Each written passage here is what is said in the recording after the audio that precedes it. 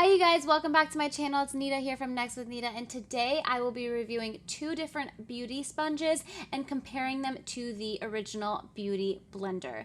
This video is much requested and I figured it's best to do it on YouTube rather than Instagram stories so that I can be as detailed as possible and share my pros and cons for each sponge and let you know whether you should splurge or save. Let's get to it. So here we have the actual beauty blender. This is damp. It's just the blue version. I've been using this for so long. I think this is almost 6 or 7 months old now. It's $20. It's damp right now, so very, very squishy. Whenever you're trying to squeeze it, it's like bouncy, which is nice. Nice to the touch. Great texture. Does a great job. I'm now comparing two sponges to that particular beauty blender. So we have here the Real Techniques sponge. Now this one's a mess as you can see. I haven't cleaned it in a while, it's very bad. And then we have this one, which is much talked about on Instagram right now. It is an Amazon dupe. This is so affordable. It comes in a pack of 5 and it's like $8 or $9. So I had to try it because of how affordable it is and how many you get for that dollar amount. Just to quickly run through how they feel, this is the beauty blender. I'm sure you guys are familiar, but it is very squishy, like I said, very bouncy and easy to work with. This is the Real Techniques one. Also very squishy, very soft to the touch compared to the beauty blender. It has, I would say, if you like compare it side by side, this one is like just bigger. I think for me, I like the narrow version because I can get into like tiny little areas, whereas this has a very thicker end. They both kind of taper, but this one tapers better. So this is the beauty blender in comparison to the Amazon dupe. Definitely bigger in size, the dupe is. And when you squish them and like kind of just play around with it, this one's very easy and bouncy. This one is very, very dense, okay? It's so soft to the touch, but it's also very dense. So that concerns me a little bit. Let's go ahead and put all 3 of these to the test. For now, I'm gonna compare the beauty blender to the Real Techniques version first, so you guys can get a feel for it, and then I'm gonna compare the beauty blender to the Amazon dupe. Okay, so I just took off the concealer that I had under my eyes. I'm gonna go in with the beauty blender for this eye and just blend. What I love about the beauty blender is that it's, like I said, it's so narrow and it has just such a tapered end, so it really gets in and like covers any creases. It does such a good job putting in concealer with very little effort. That's what it looks like right now. There's no harsh lines. It's very seamless, no harsh edges. It just blended out really, really nicely. So I love that about the beauty blender. You can still see the product. So sponges and beauty blenders, no matter what, will take away product. Now let's see how the Real Techniques sponge compares. Clearly I need a new one, but for now, this will do.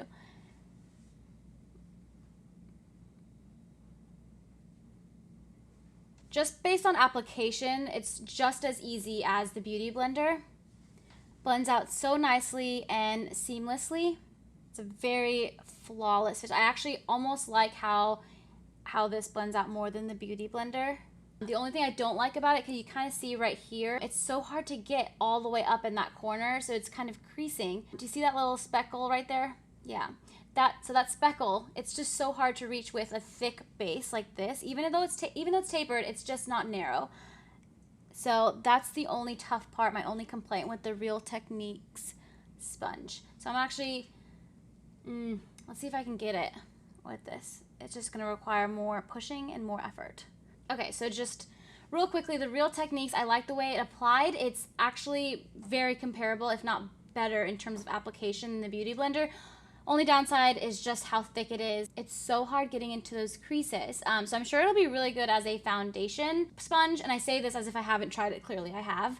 It is definitely good as a foundation sponge. It's just, I'm very particular with the concealer and I don't want to add more crease lines. So Beauty Blender wins in the concealer department, but very, very comparable and would be a really good dupe to the Beauty Blender. As far as how it washes, I've had these two the same amount of times, and I don't know if I've just been more like aggressive with this one, but this one I feel like tears easily, whereas the Beauty Blender just holds up pretty well. I feel like it'll last longer. I'm gonna go ahead and wipe out this concealer and test out the Amazon sponge. Gonna go in again with the Beauty Blender on this eye You guys already saw how this one blends, very easy. So I'm gonna probably just fast forward this real quick for you guys. Okay, the moment everyone's been waiting for, it's time to blend with this Amazon dupe. First thing I'm noticing just right away, it's not as comfortable whenever you pounce on your face. Just because of how thick it is and dense it is. It's as dense like a punching bag. So it's not very comfortable whenever you're constantly pouncing it on your face. Let's try to get in here.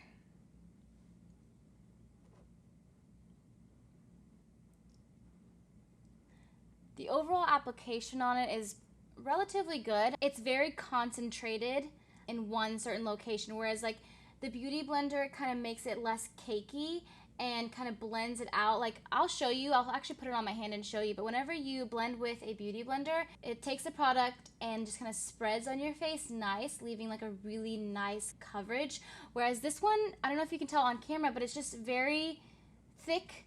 It's not blending as well as I'd like it to. Because of how thick this is, it's pretty hard, again, to get in here. Okay, I want to do a quick test for you guys. So I have the Tarte Shape Tape on my arm, and I'm going to pounce the Beauty Blender and blend this out real quick for you guys.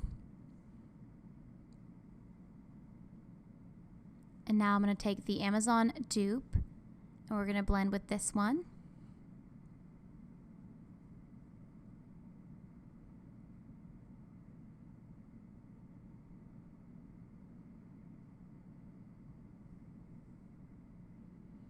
And lastly, I'm going to take the Real Techniques sponge and blend that middle one out.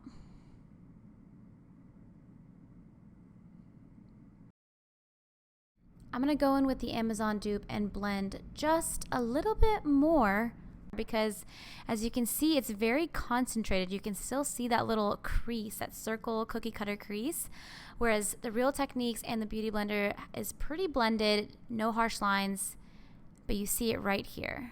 Let me try pouncing the product in a little bit more and see what happens. Nope, it's still there. This is interesting. I like it and then I don't like it at the same time. I like it because it is such a great, it's actually a pretty good dupe for its cost. It's just so dense and so thick, and I just feel like it does take, like the product almost just sits on this, whereas the sponge, like the Beauty Blender, actually spreads it out evenly, nicely on your face. So it's so seamless and flawless, whereas this is very concentrated. I feel like this can get a little patchy. Another thing I don't like about it is if you look close, right here in the inner corner, if you kind of see there's lines right here, I'm having trouble removing it. Kind of similar to the Real Techniques one, but for some reason I don't know if it's because of the tape, like how it's tapered, or if it's because of how dense it is. So I don't know what's causing it not to completely blend. I still see it right there. Do you guys see it? I really have to press. Like you have to put a lot of pressure with this particular sponge. Yeah, there we go. It's a little better. Okay, so there you have it. This one is the Beauty Blender and this one is the Amazon dupe. So it kind of looks almost the same upon application. This one, it looks a little more like cakier, whereas this one's a little more sheer. Overall, like if you can see, this is still my Beauty Blender, this is still the Amazon dupe. Overall, application-wise, you cannot tell. That's the interesting part of it. The struggle is when you're applying and using the Beauty Blender or the sponge. So if I had to like just pick an order of what I love the best, obviously, still nothing like totally compares to the Beauty Blender. I love how this is just so squishy. I love the way it washes. It lasts a long time and it has that very narrow like just design and like that tapered edge. So it's really good in getting those like into those little crevices and just like those really small areas. And now I'm talking specifically to concealer. Like if I were to use any of these other sponges for foundation, pretty much same thing, like literally the same thing. I actually don't use a Beauty Blender for my foundation as often because of how much it soaks the product. If I were to rank them, this would be number 1. I will say the Real Techniques is still number 2 compared to this one because of how it feels going on. I just love how soft this is in texture. I love how it doesn't feel like you're hitting your face. It's kind of like the Beauty Blender. It's just very soft. If you're into beauty and you love doing makeup, I do recommend at least trying it out for yourself, because this one does have really good reviews, and for good reason, because it still applies your makeup pretty well. You just have to work harder at it, and it may soak up more product because the product ends up just honestly just sits here, and then you just constantly have to pounce, and I feel like there's more pouncing with this one than there is with the Beauty Blender. Another interesting thing I like about the Beauty Blender, and even the Real Techniques one, is whenever let's say you're applying the concealer, it almost just kind of disperses in a little bit outside of where you're concentrated at. So it makes it easier to blend and allows you to have that very sheer, natural, flawless, seamless finish. I honestly was using this the last, I don't know, 2-3 days, and I did notice I had to use a little bit more product on my foundation. Concealer, not so much, and I think the reason behind that is because with concealer, it's such a small area where you're putting the product, so it's concentrated anyways, so you don't have to use that much with this. But when you do the foundation, it's a bigger portion of your face that you gotta fill. And so when you're applying the foundation and you do this, and then the product just kind of like sits in this tiny little circle, it's hard to get that to blend out, and so you end up using more product. I hope that makes sense. That's honestly like my straight up honest opinion. It's what I've noticed when using these 3 sponges at different times in different areas of my face. Another thing I just wanted to quickly note about the Amazon dupe, I read some reviews that said it like bled out upon washing, like the color would bleed out.